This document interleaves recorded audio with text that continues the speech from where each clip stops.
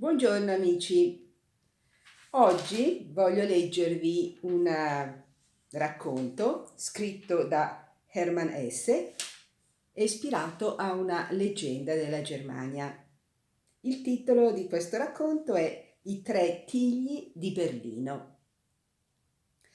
Più di 100 anni fa, nel verde cimitero dell'ospedale di Santo Spirito a Berlino, c'erano tre tigli ed erano così alti che, come un enorme tetto, coprivano tutto il cimitero con l'intreccio dei rami e delle foglie delle loro chiome gigantesche. L'origine di questi bei tigli, che risale a qualche secolo fa, viene narrata in questo modo. Vivevano a Berlino tre fratelli che nutrivano l'uno per l'altro un'amicizia e una confidenza tali quali è raro incontrarne. Ora, un giorno accadde che il più giovane di essi una sera uscì solo, senza dir nulla ai fratelli, perché in una strada lontana doveva incontrarsi con una ragazza e passeggiare con lei. Ma ancor prima di raggiungere il luogo verso quale il giovane si dirigeva assorto in piacevoli sogni, da un angolo buio e solitario tra due case udì provenire un gemito e un rantolo soffocati, e subito seguì quei suoni. Pensava infatti che vi si trovasse un animale o forse un bambino al quale fosse successo un qualche infortunio e che aspettassero aiuto. Come fu giunto nell'oscurità di quel posto appartato, vide con spavento un uomo riverso nel proprio sangue. Si chinò su di lui e gli chiese che cosa gli fosse accaduto, ma non ottenne altra risposta se non un debole sospiro e un singulto, perché il ferito era stato accoltellato al cuore e spirò dopo pochi istanti nelle braccia del suo soccorritore.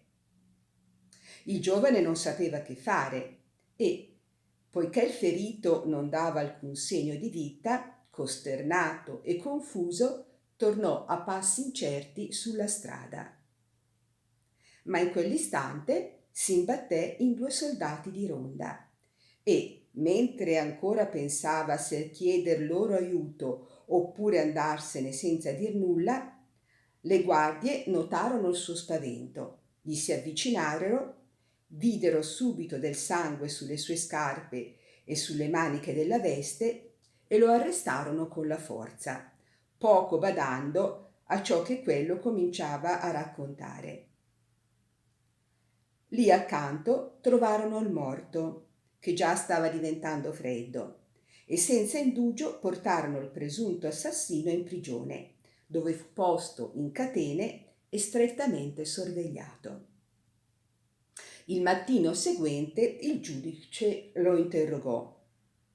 Era stato portato là al cadavere e solo adesso, alla luce del giorno, il giovane riconobbe in esso il garzone di un fabbro con il quale in precedenza era stato in qualche amicizia. Prima però aveva dichiarato di non conoscere l'ucciso e di non sapere niente di lui. Intanto a casa uno dei suoi fratelli, il maggiore era dal giorno prima in campagna per affari, aveva invano cercato e atteso il fratello più giovane. Quando gli giunse all'orecchio che era in prigione, accusato di un assassinio che egli negava ostinatamente, andò subito dal giudice. Signor giudice, disse, avete imprigionato un innocente, liberatelo. Vedete, l'assassino sono io e non voglio che un innocente soffra per me. Ero in cattivi rapporti col fabbro e gli davo la caccia. Ieri sera lo vidi che si dirigeva verso quell'angolo per un bisogno, allora gli andai dietro e lo trafissi al cuore con un coltello. Stupito, il giudice ascoltò questa confessione e fece incatenare e incarcerare il fratello, in attesa che si facesse luce sul fatto. Così i due erano incatenati nella stessa prigione, ma il più giovane ignorava quel che il fratello aveva fatto per lui e non cessava di proclamare la propria innocenza. Trascorsero 2 giorni senza che il giudice avesse potuto scoprire niente di nuovo e già era propenso a prestar fede al presunto assassino che si accusava da solo.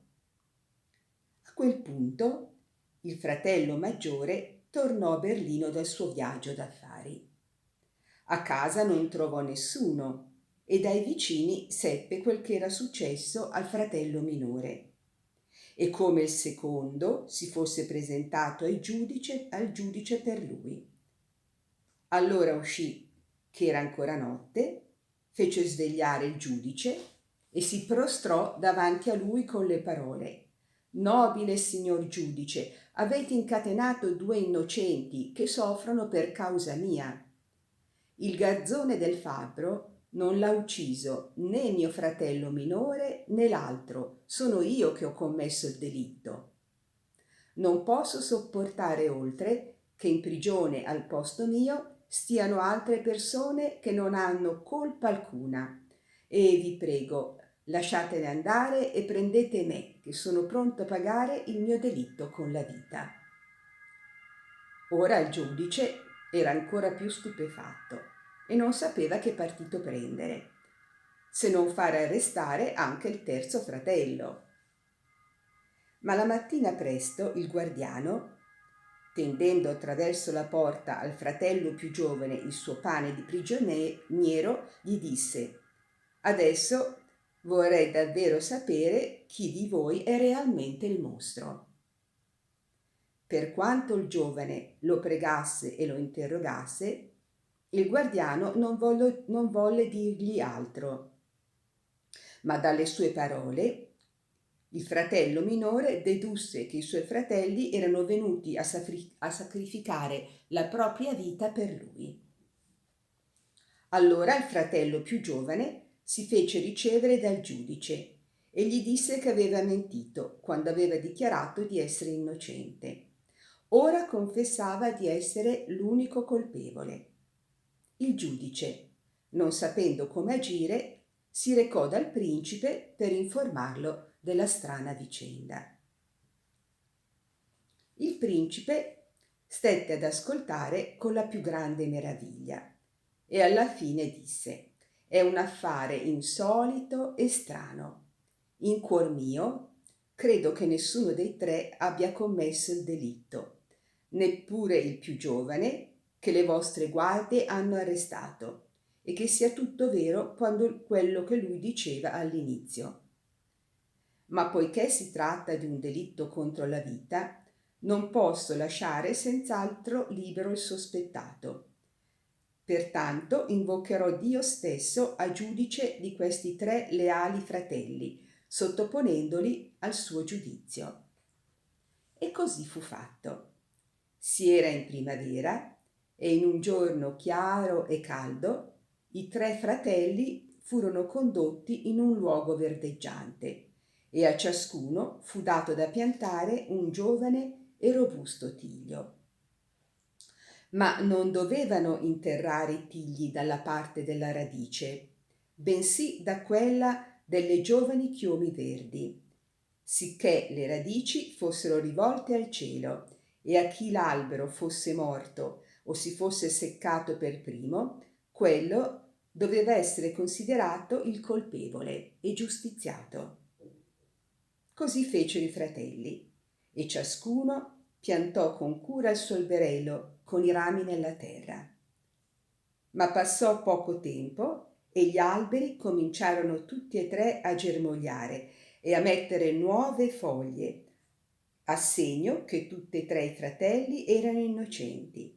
E i tigli crebbero e diventarono alti e si ersero per qualche secolo nel cimitero dell'ospedale di Santo Spirito a Berlino.